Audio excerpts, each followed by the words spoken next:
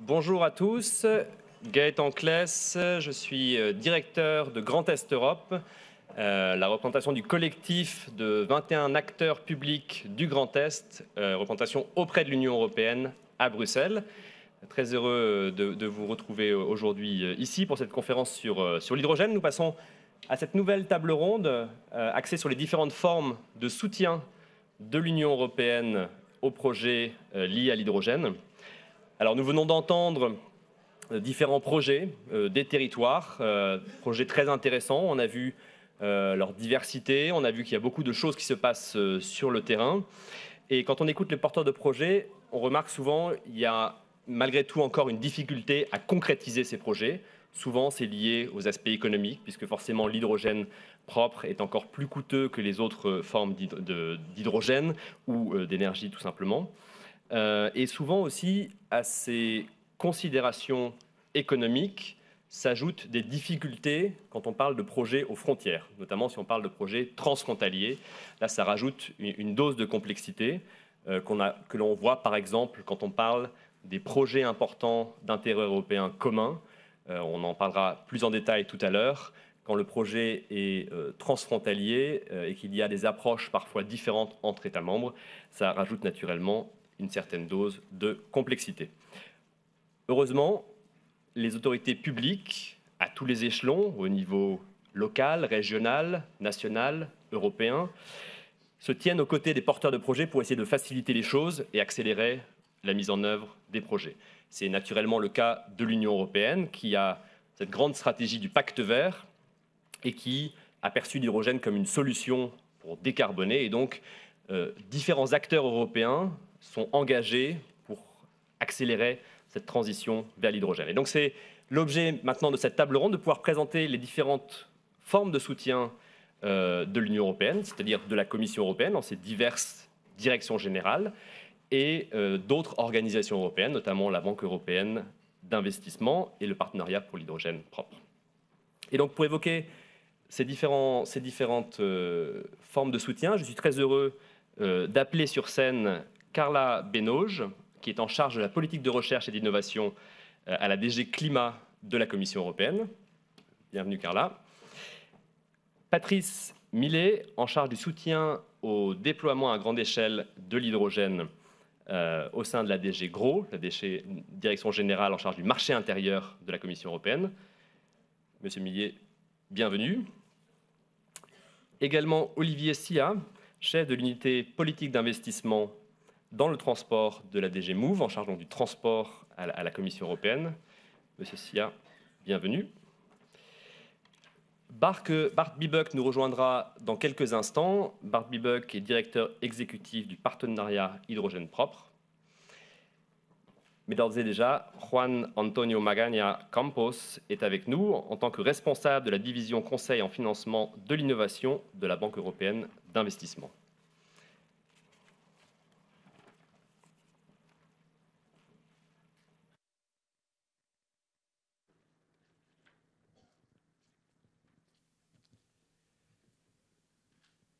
So, starting directly with you, Carla. Je me tourne vers vous, Carla, pour vous poser la question suivante. Quel est le rôle de la Commission dans l'avancement des projets en matière d'hydrogène propre? Alors, nous avons déjà évoqué plusieurs dimensions. Plusieurs agences peuvent contribuer au déploiement de l'hydrogène. Il est question de déploiement réglementaire. Alors, bien sûr, on a déjà parlé de plusieurs investissements qui ont déjà été effectués, qui seront effectués. La recherche est également cruciale pour passer de la théorie à la pratique, et l'un des rôles de la Commission est de concrétiser ces projets, de régler les problèmes, de surmonter les obstacles liés à l'utilisation de l'hydrogène. Le programme LIFE est l'un des nombreux programmes proposés par la Commission qui est là pour faire vivre les projets liés à l'hydrogène et les concrétiser. Alors tout d'abord, Le fonds d'innovation, je ne sais pas combien d'entre vous connaissent ce fonds d'innovation. Je vais vous le présenter très brièvement. Que finançons-nous via ce fonds? Alors tout d'abord, c'est un fonds qui est financé par le marché ETS. Les dimensions du fonds dépendent du prix du carbone. Et 38 milliards d'euros sont prévus sur une période de 10 ans, basés sur un prix du carbone de 75 euros. Ce sont des projets de commercialisation, de projets faiblement technologiques. Il y est question de capture et de stockage du carbone, d'innovation dans le domaine des énergies renouvelables, de stockage de l'énergie et de projets à haute intensité d'énergie. Et plusieurs solutions ici ont trait au transport et à d'autres secteurs qui utilisent beaucoup d'énergie. Alors, quels sont les projets ciblés par le Fonds Innovation? L'idée est de renforcer l'utilisation de technologies proches. Bart vous parlera de plusieurs projets du Clean Hydrogen Partnership. Et Patrice reviendra sur les projets de l'Alliance et sur quelques-uns de ces projets pilotes qui sont directement en lien avec l'hydrogène. Bien sûr, il faudra accélérer la cadence de ces projets. Quelles sont les principales caractéristiques? Donc, financement à partir des recettes de l'Union européenne, 38 milliards d'euros, c'est l'enveloppe de financement sur une période de 10 ans en fonction du prix du carbone. Alors, 2 appels sont lancés chaque année pour en fonction du CAPEX de l'entreprise. Pour les grands projets, nous soutenons jusqu'à 60% des coûts de fonctionnement sur 10 ans et jusqu'à 60% du CAPEX est financé pour les projets de plus petite envergure. Donc, pour ce qui concerne les subventions, 60% sont distribués pendant les 10 années de fonctionnement et 10% sont octroyés lors de la signature. Plusieurs types d'entreprises et de consortiums peuvent poser leur candidature.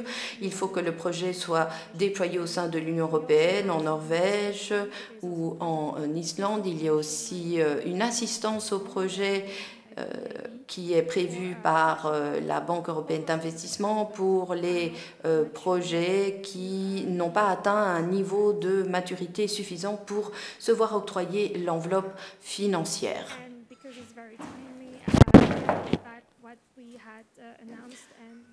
Alors voici ce qui a déjà été annoncé et ce qui sera communiqué dans les prochains jours au sujet de la participation à REPower EU. Donc, il est question de soutenir l'effort vers la transition en faveur de l'hydrogène, de soutenir les capacités en matière d'électrolyseurs.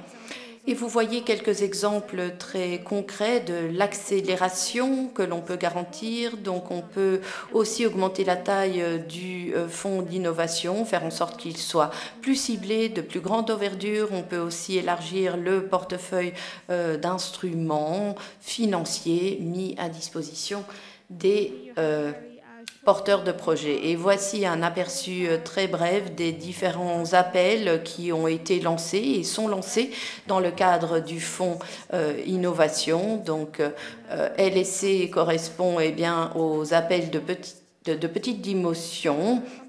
Donc, vous voyez qu'il s'agit ici d'appels lancés à des entreprises qui ont un CAPEX d'1,5 milliard d'euros. Vous voyez bien, le montant octroyé. Un appel à proposition de plus grande envergure sera lancé plus tard dans l'année avec une enveloppe financière de plus grande ampleur. Alors, j'en viens à présent à un autre programme, le programme LIFE notamment. C'est un programme de grande envergure qui porte sur la biodiversité, la gouvernance du climat, l'innovation, l'agriculture, et les projets en matière d'hydrogène peuvent également faire l'objet d'un financement. La DG Climat travaille sur l'atténuation des changements climatiques, et vous voyez que plusieurs projets ont trait à l'hydrogène et sont d'ores et déjà financés. Un appel à proposition est ouvert jusqu'au mois d'octobre. Des journées d'information seront prévues à partir de demain jusque vendredi. Je vous invite à y participer et à poser votre candidature si votre projet présente une dimension innovante et donc potentiellement éligible. Merci beaucoup, Carla, pour cette présentation. Et bien sûr, n'hésitez pas à poser votre candidature dans le cadre des projets financés par le Fonds Innovation et par LIFE. Alors, quels sont les éléments clés pour qu'un projet soit retenu? Alors, je dirais qu'il y a plusieurs éléments clés. On en a déjà évoqué plusieurs, la coopération notamment. Et c'est la raison pour laquelle, dès lors que l'on reçoit de nombreux projets qui présentent cette dimension de coopération entre la Belgique et les Pays-Bas, c'est évidemment très réjouissant pour nous. Pour ce qui concerne le Fonds Innovation et les programmes LIFE, nous essayons de jeter des ponts entre la recherche, nous sommes très bons en matière de recherche, et entre le déploiement, la mise en œuvre. Là, on est peut-être un petit peu moins bon, on essaye aussi de combler les défaillances techniques et technologiques qui peuvent subsister. Et dans ce contexte, les financements traditionnels ne sont peut-être pas le remède idéal. On va juste vérifier que c'est bien la diapo suivante. Non, on passe directement alors à Monsieur Millet. Voilà, donc sur l'aspect soutien, cette fois-ci pas directement financier, mais une autre forme de soutien de la Commission européenne, puisque la DG Grow, marché intérieur, n'a pas en tant que tel un fonds à sa disposition, mais elle a justement lancé une nouvelle forme de soutien à travers l'Alliance pour l'hydrogène propre. Est-ce que vous pouvez nous expliquer plus concrètement comment ça fonctionne et qui se trouve dans cette alliance? D'accord. Merci. Alors, avant de venir sur le point particulier de l'Alliance, je crois qu'il est important de mentionner le contexte politique dans lequel on évolue aujourd'hui. Et donc, comme vous le savez tous, résultat de la guerre en Ukraine, la Commission a adopté le 8 mars cette communication Repower EU, dont l'objectif est en fait de s'affranchir donc de l'approvisionnement en gaz russe. Et dans une des actions mentionnées, il y en a bien d'autres, on a inclus ce qu'on appelle le Hydrogen Accelerator, qui montre la place importante que va prendre l'hydrogène dans le futur de la décarbonisation de l'économie européenne. Et donc ici, il y a 7 actions qui sont mentionnées, dont l'objectif à l'horizon 2030, ce serait de remplacer entre 25 et 50 milliards de mètres cubes de gaz russe par de l'hydrogène. Et donc vous avez ici un résultat important, c'est qu'on envisage un doublement donc, des objectifs pour 2030 avec une production d'hydrogène à 20 millions de tonnes, dont 10 millions de tonnes produites en Europe et 10 millions de tonnes qui seraient importées d'autres régions. Ça a un effet direct sur l'Alliance sur l'hydrogène propre que nous avons lancée, puisque l'Alliance sur l'hydrogène propre, c'était effectivement d'accélérer le déploiement des technologies hydrogènes et donc la création d'un marché. Et donc, vous voyez que dans le cadre de l'Alliance, nos objectifs étaient basés sur ce qui était mentionné dans la stratégie hydrogène, donc c'est-à-dire à l'époque 5 millions de tonnes d'hydrogène produites en Europe. Donc, vous voyez qu'il y a une demande d'accélération importante de la part de l'ensemble des acteurs. Et donc, on va devoir mobiliser. Alors là, vous avez les actions. J'en mentionnerai simplement 3 qui sont le développement d'infrastructures, donc des infrastructures pour le transport, la distribution et le stockage de l'hydrogène. Un point aussi à mentionner, c'est les infrastructures aussi des ports et des terminaux qui doivent être développés, parce que si on envisage l'importation de 10 millions de tonnes, bien sûr, il va falloir aussi développer l'infrastructure adéquate. Je reviendrai sur ça, accélérer donc l'adoption des aides d'État, donc avec le sujet des IPCEI. Et un troisième sujet qui est donc produire 10 millions de tonnes en Europe, ça veut dire qu'il faut bien sûr accélérer le déploiement de la production d'électrolyseurs en Europe. Ensuite, on a une partie, un volet international, mais bon, qui n'est pas forcément directement relevant dans le cadre de l'Alliance.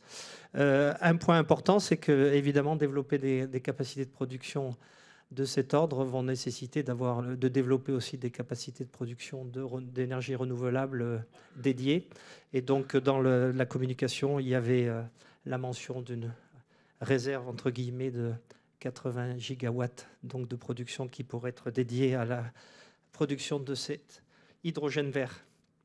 Oui.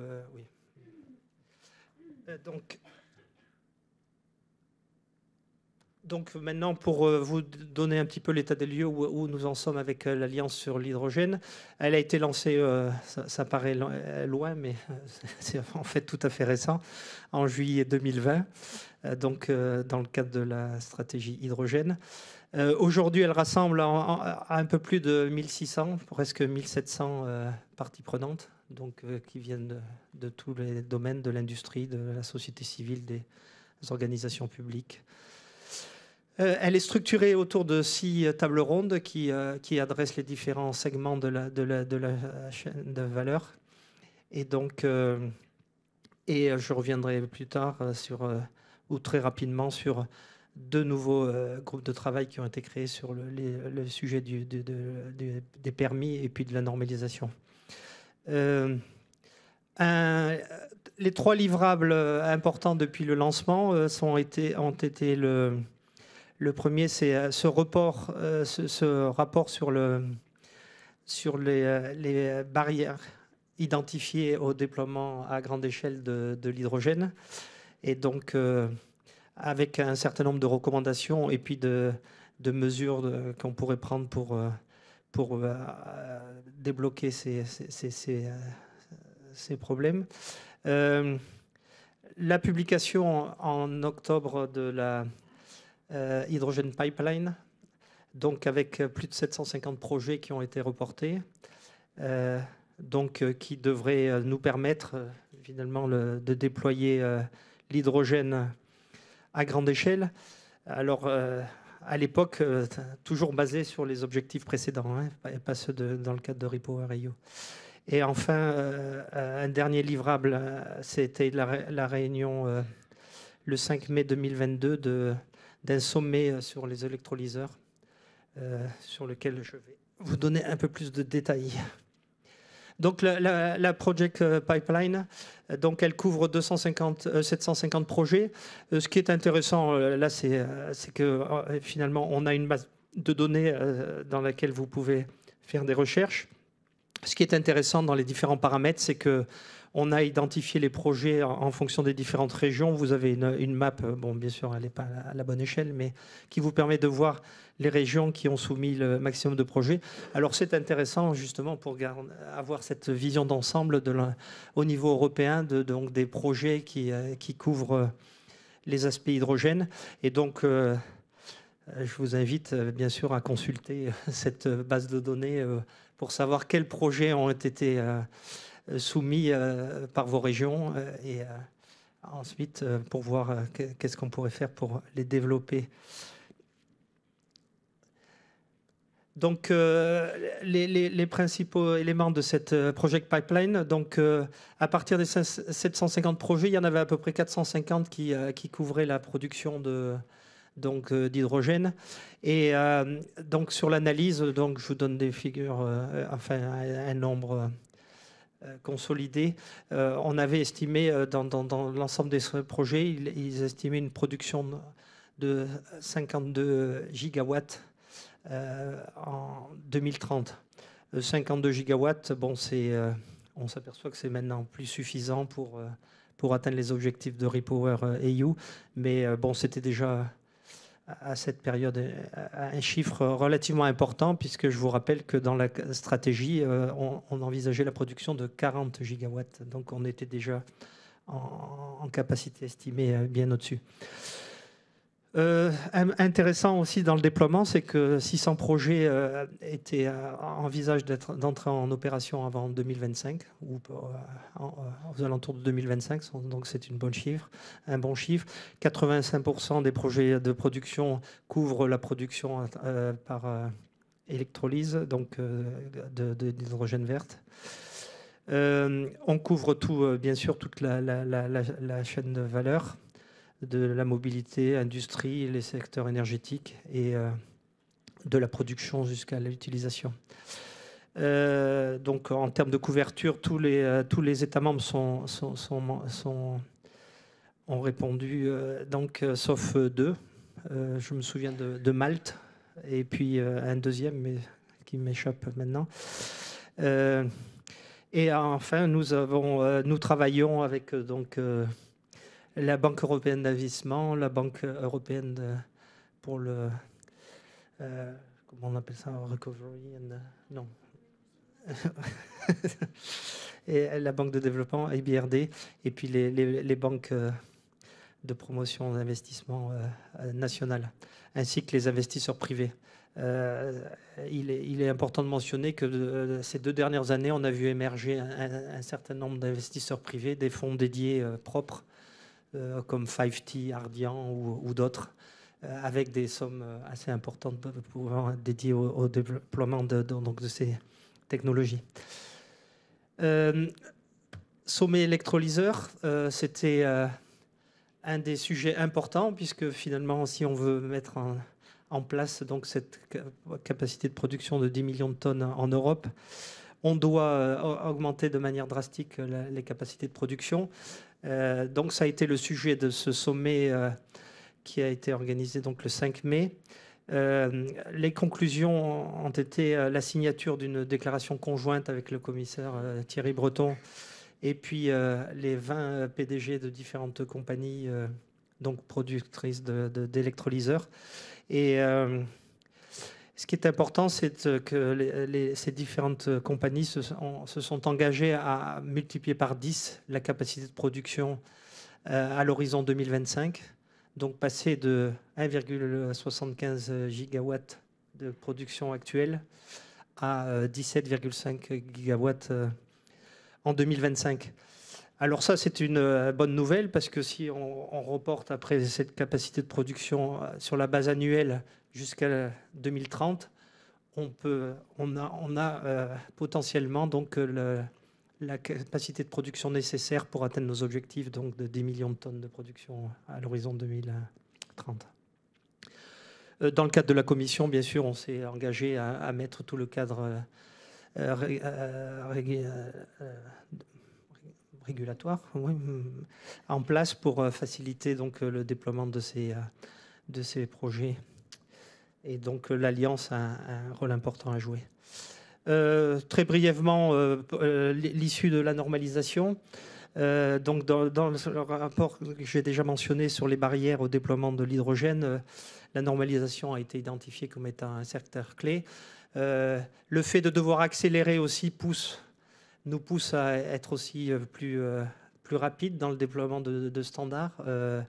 C'est un sujet, si on veut couvrir l'ensemble de la chaîne de valeur, les besoins en standardisation sont assez énormes. Il y a beaucoup de choses qui est faites, mais c'est assez fragmenté.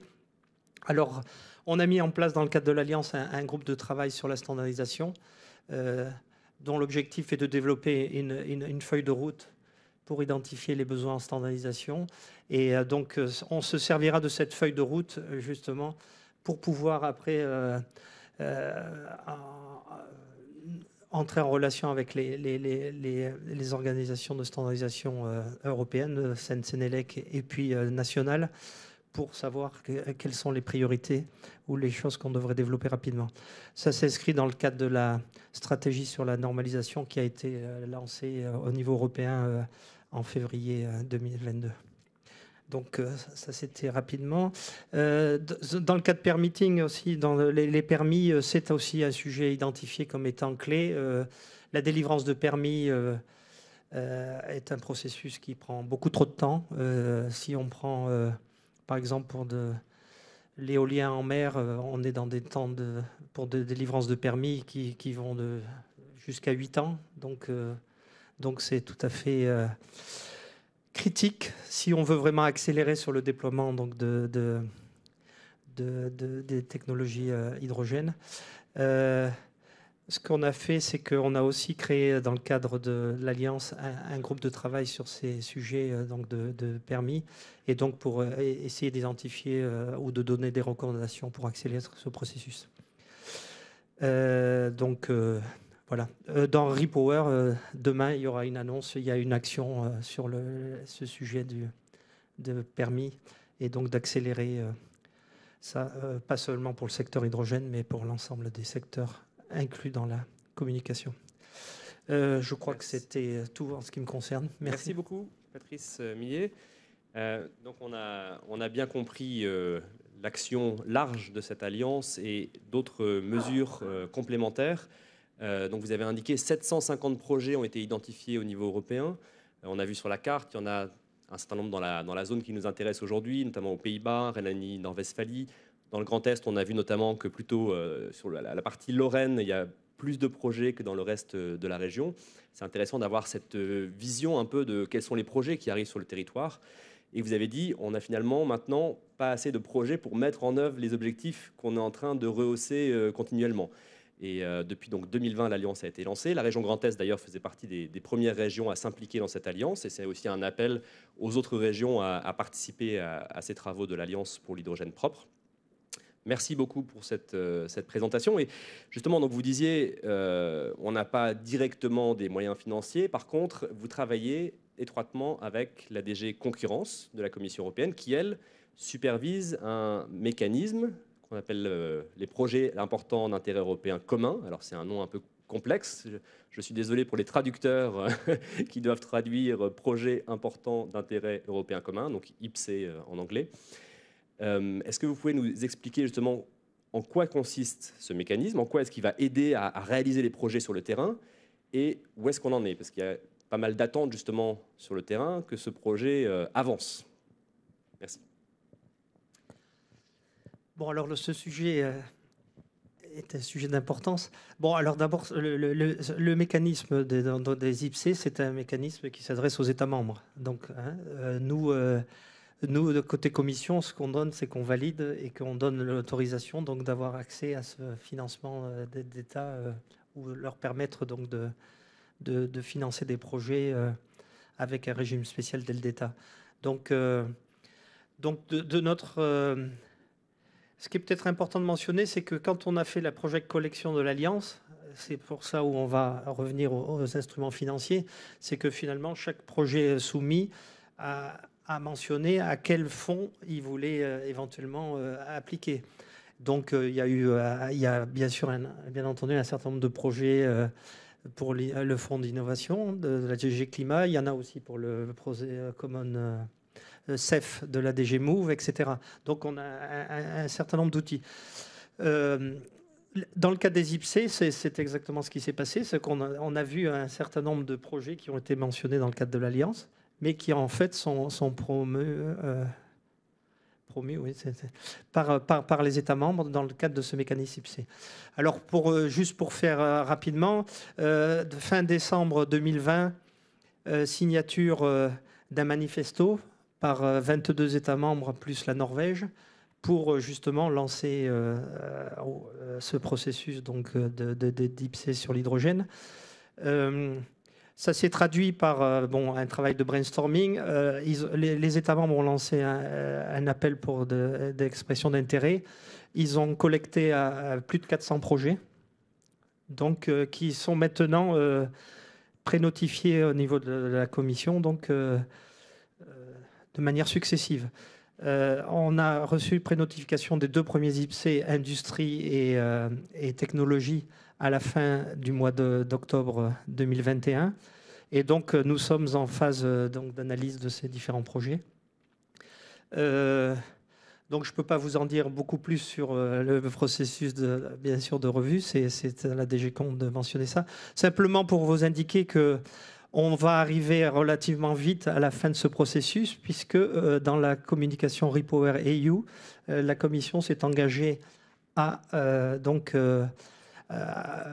donner une décision formelle sur ces IPC d'ici l'été. Donc, dès qu'on aura la notification formelle, normalement, 6 semaines après, on s'est engagé donc, à pouvoir adopter.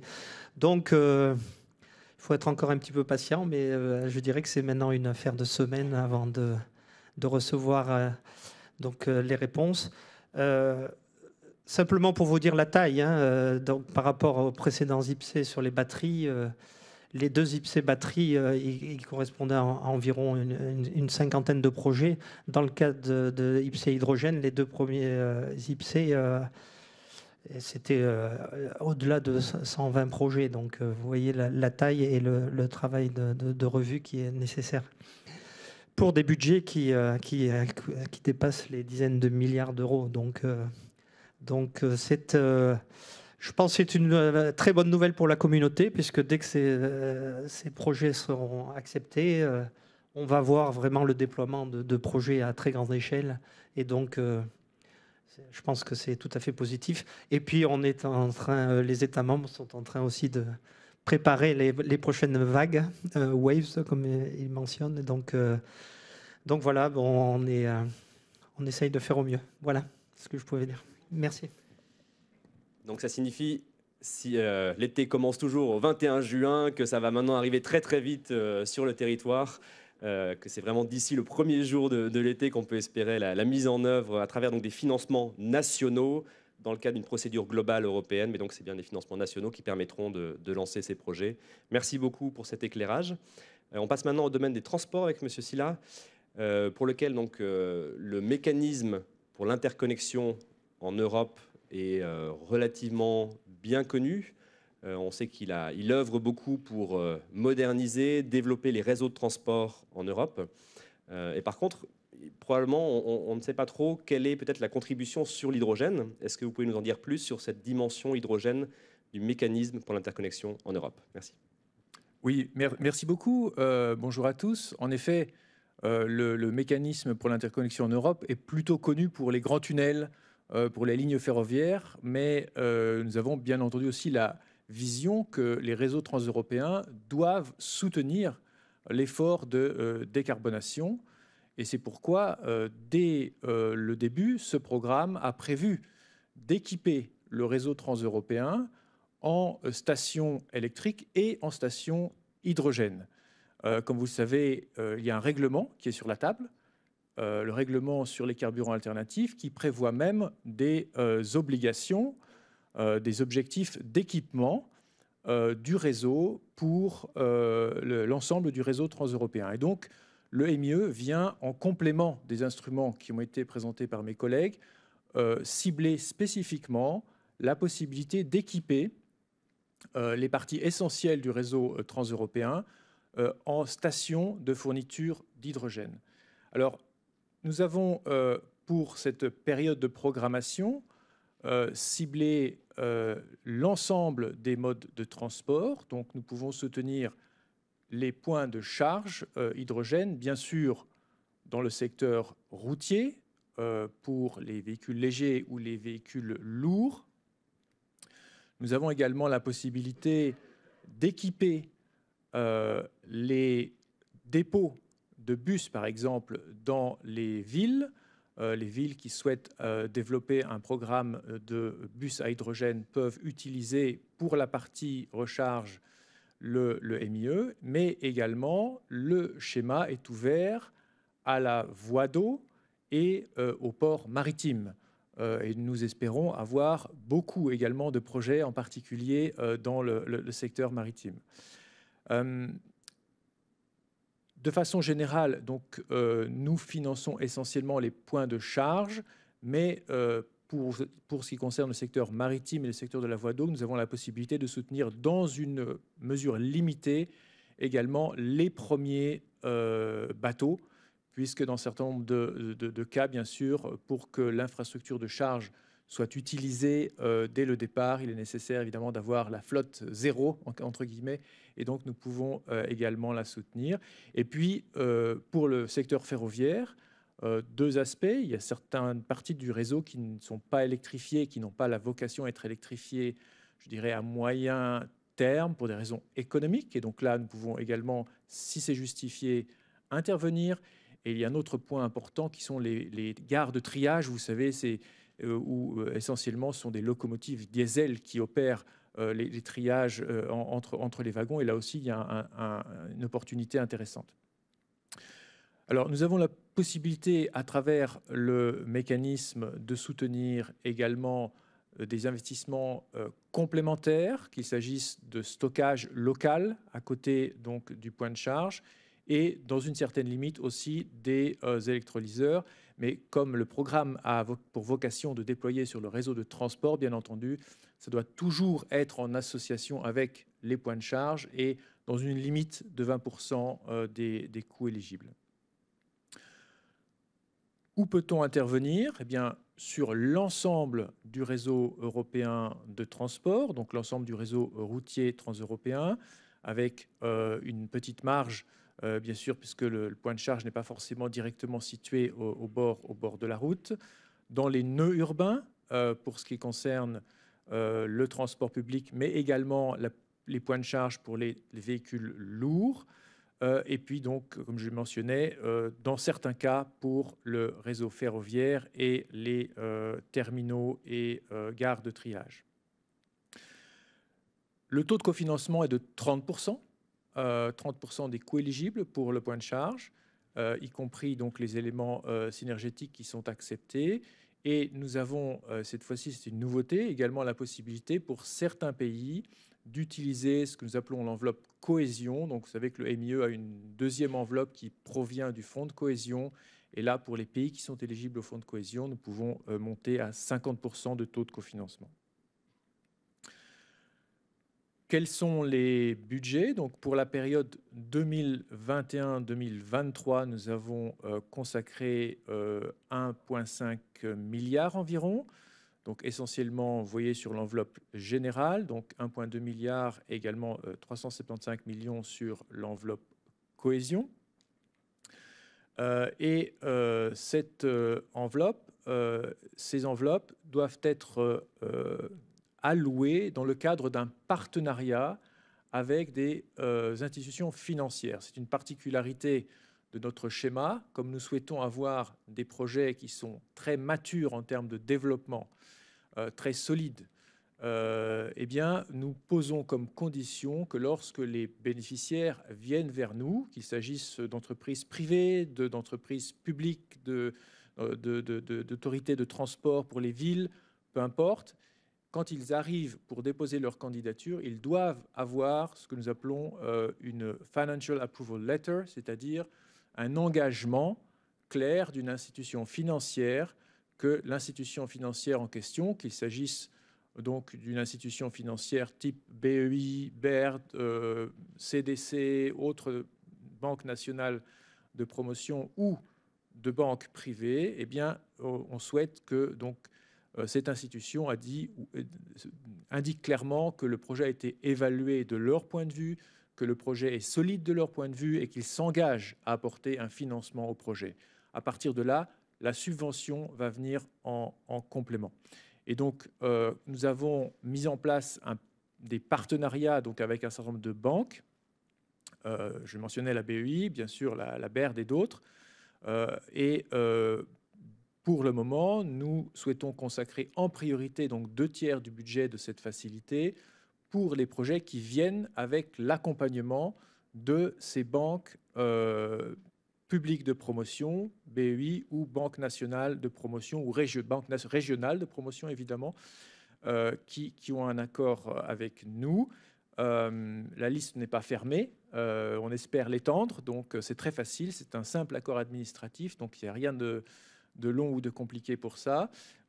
Et bien sûr, là où il n'y a pas encore de partenaires de ce type, ou si des acteurs souhaitent ne pas passer par ce genre d'intervenants parce qu'ils ont une relation avec une banque commerciale pour un projet beaucoup plus large, pas de souci, ils peuvent également venir avec leur banque commerciale. Alors nous avons, peut-être autre particularité donc de ce système, c'est qu'il n'y a pas d'appel à propositions régulier. Nous avons ouvert la facilité en septembre et elle reste ouverte jusqu'à la fin de l'année 2023. Donc les projets peuvent être déposés à tout moment lorsqu'ils sont prêts et donc nous les examinons par batch au fur et à mesure qu'ils arrivent. Et donc on a eu un premier batch qui a été arrêté en janvier 2022, pour lequel nous avons déjà fait l'évaluation et adopté la décision d'octroi. Et donc voilà, pour la partie hydrogène, on a déjà quelques projets avec 17 stations de points de charge et 4 électrolyseurs que vous voyez représentés sur cette carte. Alors bien sûr, on espère qu'au fur et à mesure des prochains batchs, la carte va s'élargir et que le nombre de points va augmenter. Mais voilà, ça donne déjà une idée. Donc il s'agit de l'ensemble de tous ces projets sont des projets dans le domaine routier, donc de points de charge pour les poids lourds et les véhicules légers. Quelles sont les opportunités? Alors, comme je disais, nous avons encore 4 échéances devant nous. L'essentiel du budget reste à allouer. Donc, la prochaine échéance est le 7 juin. Et donc, la première chose à faire pour les porteurs de projets, c'est donc d'approcher une institution financière, en particulier celle qui ont l'habitude de travailler avec ce schéma. Et ensuite, donc, c'est le porteur de projet lui-même qui va introduire la candidature. Toutes les informations se situent sur le site de l'agence exécutive SINEA qui gère le programme pour nous, de la même façon qu'il gère également l'Innovation Fund. Et donc, vous trouverez l'ensemble des informations sur le site de SINEA. Merci beaucoup. Merci beaucoup, Monsieur Sia. Alors, je voudrais à la fois accueillir sur scène Bart Bibuck, qui nous a rejoint, donc directeur exécutif du partenariat pour l'hydrogène propre. Bienvenue, Bart. Et en même temps, rebondir sur ce que vous avez dit, Monsieur Silla, puisqu'il s'agit d'investissements naturellement assez conséquents en termes financiers. Et alors, vous avez présenté les possibilités avec le MIE. Est-ce qu'on peut combiner justement le MIE avec d'autres fonds européens? C'est souvent la question de la combinaison. Est-ce que c'est le cas pour le MIE? Oui, alors absolument. En fait, le MIE n'est bien sûr pas le seul programme qui développe des projets hydrogène pour le transport, puisqu'il y a toute la dimension recherche, bien entendu, toute la dimension amont. Donc ça, c'est... Et puis, toute la partie qui sera présentée, donc, en particulier sur les garanties qui sont données par la BEI ou par d'autres à travers le mécanisme InvestEU, où là, évidemment, on peut financer également des flottes. Parce que le MIE, c'est uniquement les points de charge, mais on peut très bien avoir un projet assez large qui inclut les flottes et les points de charge, éligible par exemple à un prêt de la BEI ou d'une autre institution financière avec le bénéfice d'une garantie apportée par InvestEU et en supplément une subvention donnée par le MIE pour la partie point de charge. Donc on a cette possibilité de combiner. Là, on ne peut pas combiner, c'est pour le même investissement, donc pour le coût du point de charge, d'un seul point de charge, on ne peut pas combiner, par exemple, le MIE et des fonds régionaux. La seule exception qui peut être utilisée par les États membres, c'est le plan de Resilience and Recovery, qui, là, est ouvert à la possibilité d'additionner l'écofinancement. Donc, par exemple, vous obtenez 30% du MIE du MIE, eh bien, l'État membre peut utiliser le fonds du plan de relance européen pour accorder 10, 20, 30% supplémentaires au même projet.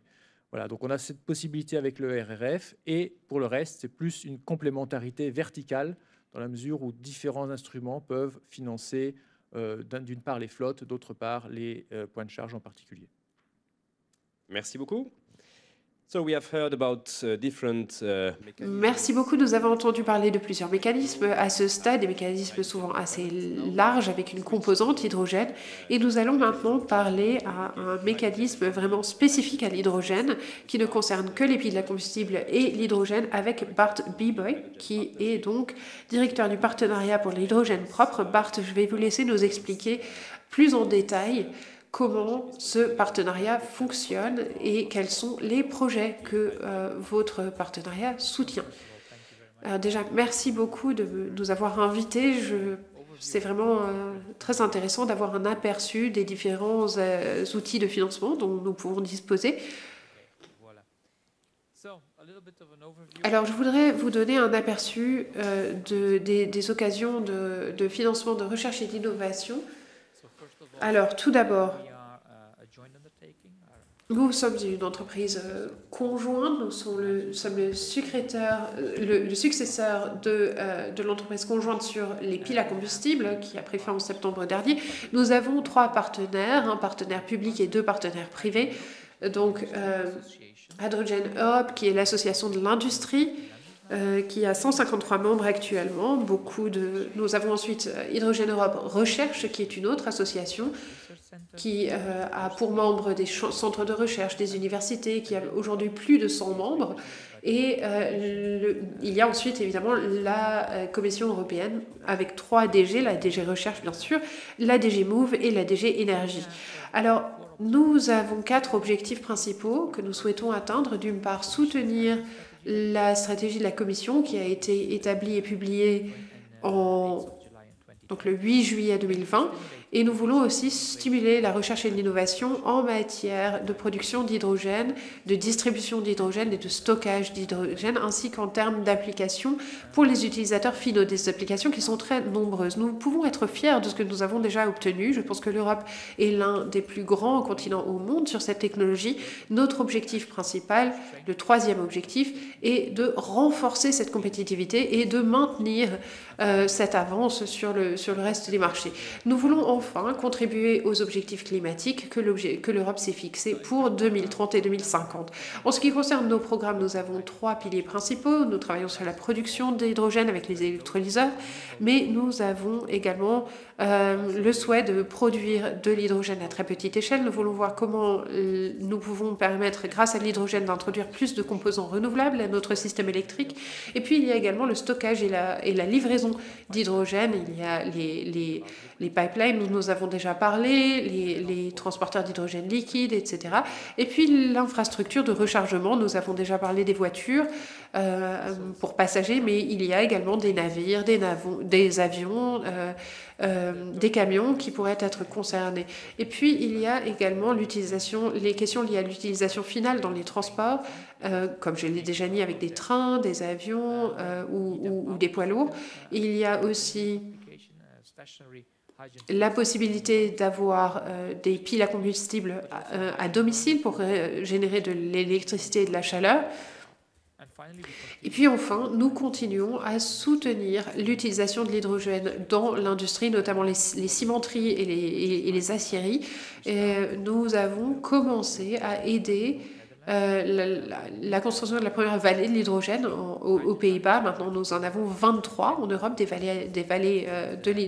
Hydrogen Valleys.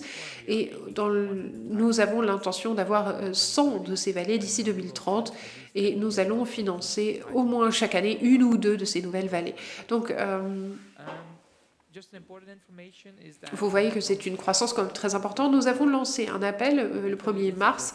Je peux vous dire que c'est vraiment l'appel le plus grand jamais formulé de l'histoire européenne, en fait, pour une seule technologie comme l'hydrogène. Il y a 41 thèmes qui seront financés. Nous avons 2 délais, d'une part à la fin du mois de mai et d'autre part le 20 septembre. Alors, vous pouvez évidemment vous rendre sur notre site si vous souhaitez davantage de détails. Nous promouvons également la coopération internationale. Il y a 8 thématiques sur lesquelles nous travaillons. Nous essayons de travailler au niveau international, des thématiques liées aux réglementations et à la normalisation. Nous avons une connexion étroite avec la facilité Connecting Europe. Donc en réalité, certaines des thématiques que nous avons publiées, comme par exemple l'Eurofonds, donc l'idée d'avoir 150 poids lourds à hydrogène, nous devons travailler avec le CEF aussi, avec les stations de rechargement.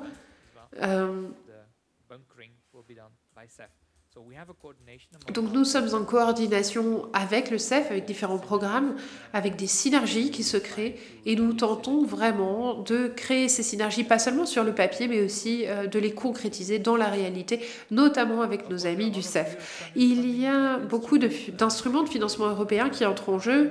L'hydrogène est vraiment très tout en haut de l'ordre du jour politique.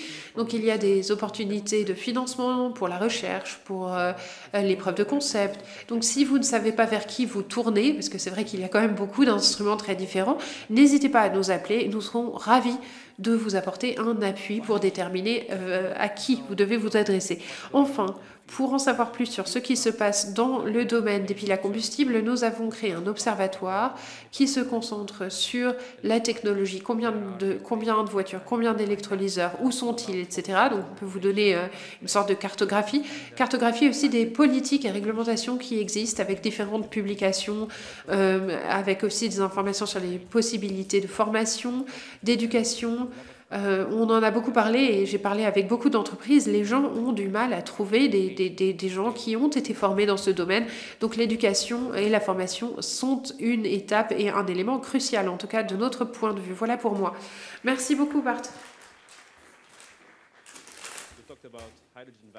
Vous avez parlé des vallées d'hydrogène.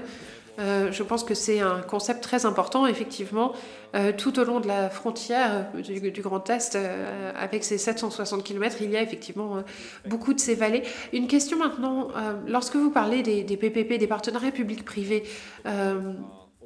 les appels dont vous parlez sont-ils ouverts à toutes les parties intéressées ou ne s'agit-il que de certains profils particuliers d'organisation?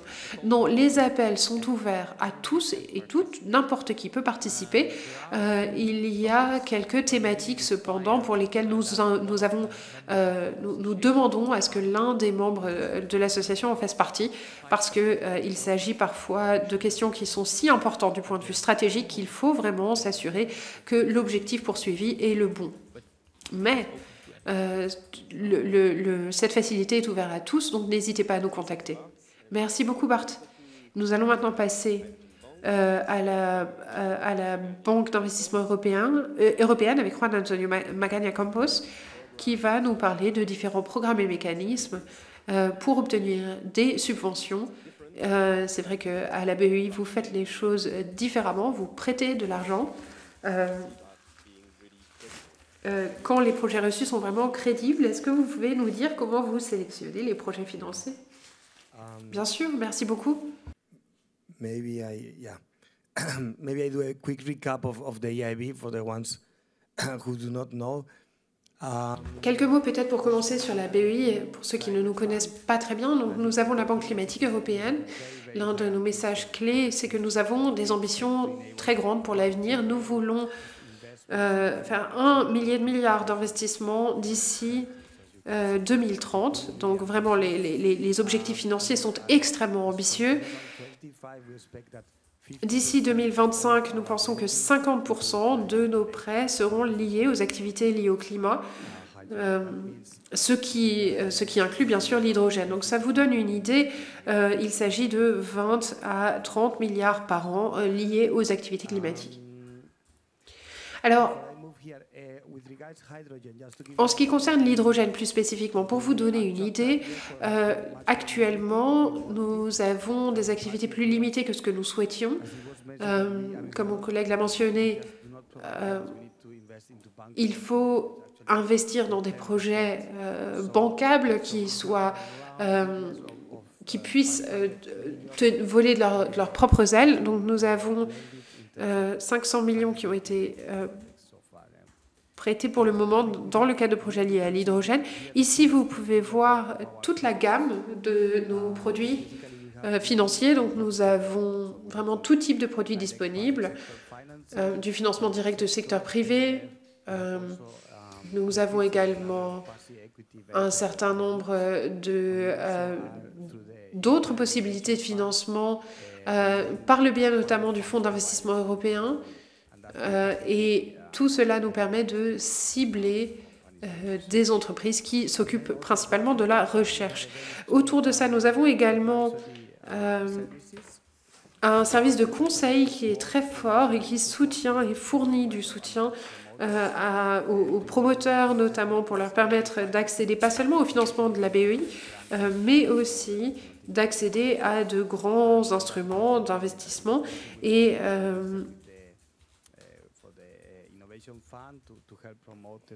nous travaillons avec des fonds d'investissement pour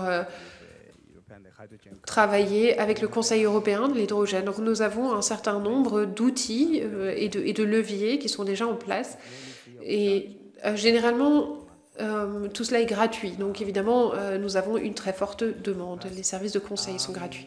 Donc, vous venez d'entendre parler d'InvestEU.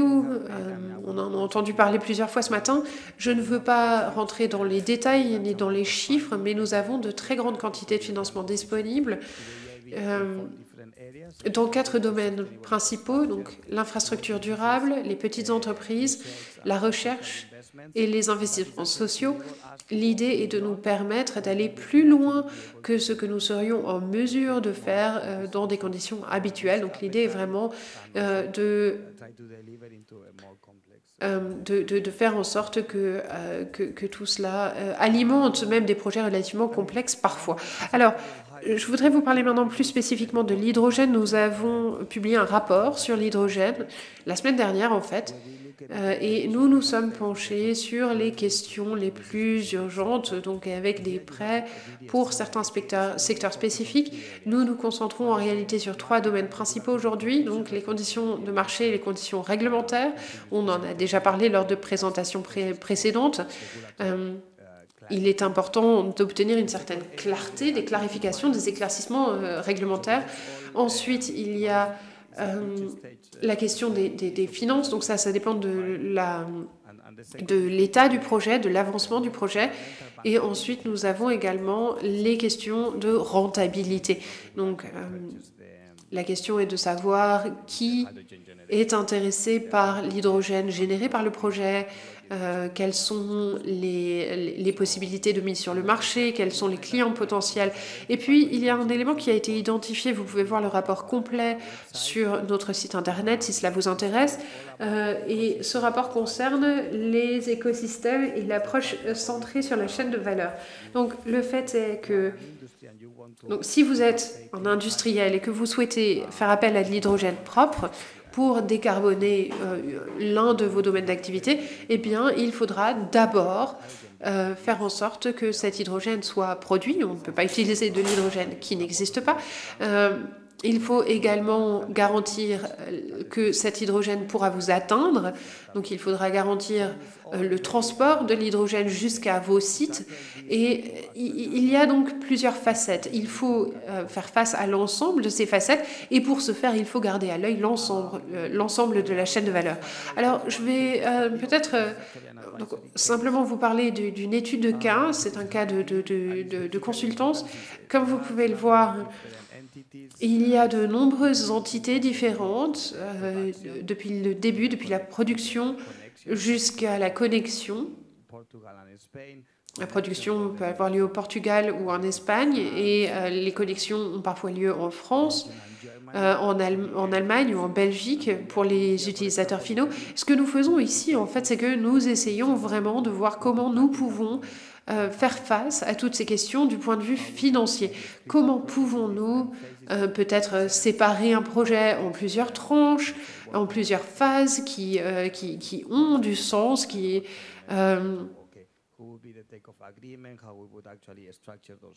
Comment est-ce qu'on peut structurer les contrats?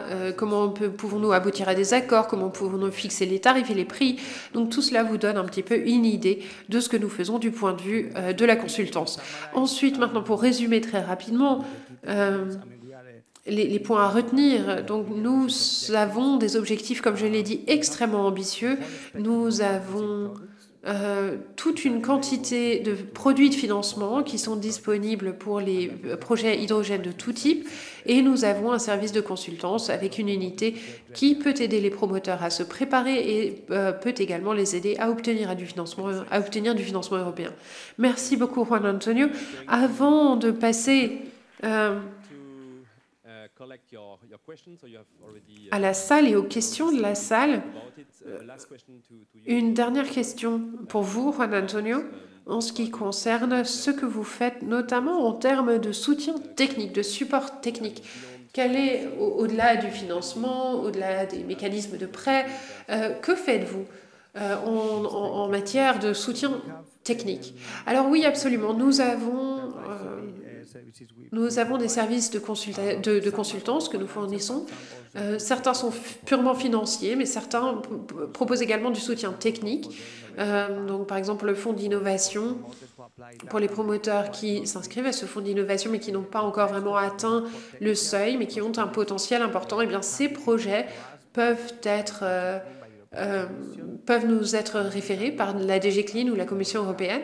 Et donc, il est possible d'identifier certains points sur ces projets du point de vue financier et technique et de leur apporter un appui. Donc, l'avantage clé que nous avons, et aussi au sein de la BEI, c'est que nous avons vraiment beaucoup de spécialistes techniques. Nous avons des ingénieurs, des gens du secteur privé, et je pense que c'est assez unique au sein de la BEI. Ça nous permet vraiment d'apporter ce soutien amélioré, et ça nous permet également de financer des projets qui ne sont financés par personne d'autre, parce que nous sommes vraiment en mesure de bien comprendre les tenants et les aboutissants et ce qui est acceptable pour nous. Très bien, merci beaucoup. Nous avons le temps de prendre des questions dans la salle. Je vois une question à l'arrière de la salle, s'il vous plaît. Oui.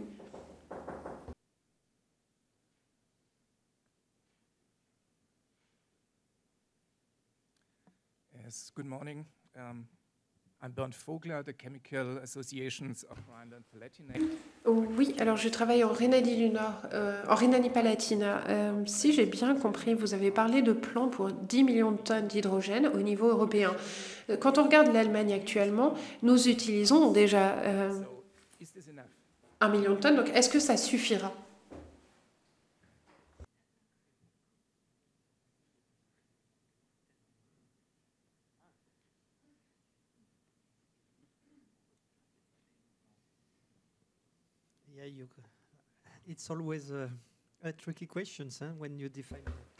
C'est toujours une question difficile quand il s'agit d'établir des cibles. Voulons-nous être très ambitieux? Voulons-nous être plus réalistes? Ou placer le curseur? Je pense que c'est toujours difficile d'obtenir le bon équilibre. Je ne sais pas si ça suffit, mais je pense que c'est déjà quand même un grand défi à relever à l'heure actuelle. Donc, quand on regarde... admettons que nous souhaitions remplacer l'ammoniac par de l'ammoniac vert, il faudra aussi produire des tonnes et des tonnes d'énergie verte. Donc, oui, j'entends ce que vous dites. Une autre question? Oui. Bonjour à tous, Jean-Sébastien Daily, Société Chemlis. Merci pour vos présentations et cette table ronde. Le citoyen européen que je suis est plutôt content de voir tous les projets autour de l'hydrogène. L'industriel aussi, mais je me pose des questions. Aujourd'hui, on a de plus en plus à faire face à des délais de livraison, à des augmentations de coûts de matière. Comment est-ce qu'au niveau européen, vous mettez en regard les deadlines que vous avez avec des projets ambitieux et l'explosion des délais de livraison, l'explosion des délais de fabrication que nous, on subit au quotidien pour fabriquer les pilotes et les process industriels? Merci. Une question posée à collégiale, voilà. Oui. Ça fait partie en fait des politiques que l'on suit à la DG Gros de manière journalière, puisque ça relève de la politique industrielle, etc. Donc, oui, on analyse en temps réel les problèmes d'approvisionnement dans des différentes filières. Alors, je ne sais pas si ce dont on discute aujourd'hui, là, vous mentionnez quelque chose qui est vraiment à court terme, hein, c'est qu'est-ce qu'on fait aujourd'hui. Donc, on n'est pas forcément adapté. Ce que je peux vous dire, c'est ça a été discuté dans le cadre du sommet sur les électrolyseurs, bien sûr, l'approvisionnement en matières premières critiques, etc., mais aussi en composants, hein, pour certains aspects, pour les électrolyseurs, en électronique de puissance, par exemple. C'est quelque chose qu'on doit suivre, monitorer de manière assez fine. Dans le cas de l'hydrogène, on n'en est pas encore au déploiement. Donc, je dirais que les problèmes d'approvisionnement, ils vont peut-être se poser dans un avenir proche, mais on n'est pas encore confronté directement à ce sujet. Enfin, ce n'est pas ce que la communauté nous dit. Par contre, sur le sujet d'approvisionnement en matières premières critiques, là, ça fait partie de la stratégie au niveau européen, où c'est devenu un sujet majeur pour l'ensemble de l'économie européenne. Oui. Yeah, I would like to add a few things from the research point of view. I know that it's your question. Du point de vue de la recherche, bon, votre question porte sur le court terme, mais au niveau de la recherche, on travaille à différents points de vue. Accélérer le processus de production, je n'en ai pas parlé, mais nous soutiendrons les nouvelles formes de production pour accélérer ce processus de production. Donc l'idée est de faire de la recherche sur les technologies de production. Pour ce qui concerne les électrolyseurs, nous travaillons sur la normalisation. Nous évoluons vers plus de normalisation. Il n'y a pas de pièces détachées standardisées. Et avec l'ensemble de la communauté, nous voudrions nous mettre d'accord sur les dimensions et la capacité des containers, 10 MW ou 40 MW par exemple. L'objectif étant de parvenir à un accord entre les différents constructeurs. Si on a un électrolyseur L ou un électrolyseur M, eh bien, il devrait répondre à des critères normalisés. Donc, la normalisation sera un problème très important. Et puis, les matières premières. Nous effectuons de la recherche fondamentale sur les matières premières. Leur coût a explosé, nous en sommes bien conscients. Donc pour réduire le CAPEX pour un électrolyseur, nous devons effectuer davantage de recherches sur les matières premières. C'est essentiel pour que ces électrolyseurs soient disponibles à un coût plus abordable, pour que les coûts de production soient réduits. Beaucoup de choses sont en train d'être faites à ce niveau-là et je pense qu'en travaillant sur toutes ces dimensions, nous pourrons accélérer les méthodes de production des électrolyseurs.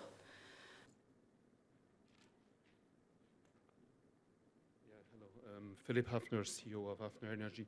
Yes, it was only focused on electrolyzers. Alors vous venez de parler des électrolyseurs, certes, mais il y a aussi d'autres méthodes, les thermolyseurs. Et en France, nous avons identifié un potentiel de plus d'1 million de tonnes d'hydrogène produite à partir de la biomasse grâce à ces thermolyseurs. Donc en Europe, on pourrait atteindre des chiffres plus élevés que 5 millions de tonnes d'ici à 2030. Si nous voulons accélérer la cadence, il peut être judicieux d'aborder les autres méthodes de production de l'hydrogène. Et l'une d'elles repose sur les thermolyseurs. Pendant la pandémie, on a beaucoup parlé et beaucoup travaillé sur les vaccins de prévention. Ensuite, on a pu développer les vaccins à ARN messager. Et je pense qu'on peut opérer de la même manière au niveau de l'hydrogène. D'ici à 2050, on pourrait développer les thermolyseurs de manière significative. Alors, on sait que ce sommet sur les électrolyseurs a eu lieu la semaine dernière. Pourquoi ne pas envisager un sommet consacré aux thermolyseurs, puisqu'il y a cette volonté d'aller plus rapidement de l'avant. Vous posez finalement la question de savoir si les dossiers se concentrent sur une certaine technologie et sont neutres en technologie. Alors, à quel point ces projets sont-ils neutres en technologie et de quelle manière les projets provenant de différents fonds et programmes peuvent-ils bénéficier d'une prime si ces projets présentent une dimension transfrontalière. Alors, nous conclurons la séance avec ces deux questions sur la neutralité technologique et sur la dimension transfrontalière, transnationale des projets. Est-elle, oui ou non, prise en compte dans le choix des projets? Pour ce qui concerne le fonds innovation, nous ne sommes pas limités aux électrolyseurs et à d'autres technologies spécifiques à l'hydrogène. Plusieurs technologies, en fait, portent sur la thermolyse, sur les déchets. Donc, nous voulons être neutres sur le plan technologique. Nous voulons en fait que les projets soient durables, qu'ils portent sur les électrolyseurs ou sur d'autres technologies. Nous ne nous limitons pas à certaines technologies. Pour ce qui concerne la dimension transfrontalière des projets, pour ce qui nous concerne, le processus d'évaluation ne tient pas compte de cette dimension transfrontalière. Mais bien sûr, il est dans l'intérêt des porteurs de projets si les financements sont conséquents, de présenter une dimension transfrontalière. Bien souvent, les projets belges ont une dimension néerlandaise ou liée à la mer du Nord. On parle beaucoup d'intégration des systèmes. Il faut pouvoir couvrir l'ensemble de la chaîne de valeur et bon nombre de porteurs de projets sont conscients de cette dimension internationale. Donc, nous n'octroyons pas de primes ou de bonus en raison de la dimension internationale, mais je pense que les porteurs de projets sont conscients de cette dimension et c'est en particulier le cas des groupements d'entreprises. Donc, nous sommes tout à fait neutres au niveau des stations de ravitaillement et au niveau des synergies. Et bien sûr, la dimension transnationale, ça fait partie de notre ADN. Donc, nous octroyons une prime, si vous voulez, au projet qui implique plusieurs États membres. Oui.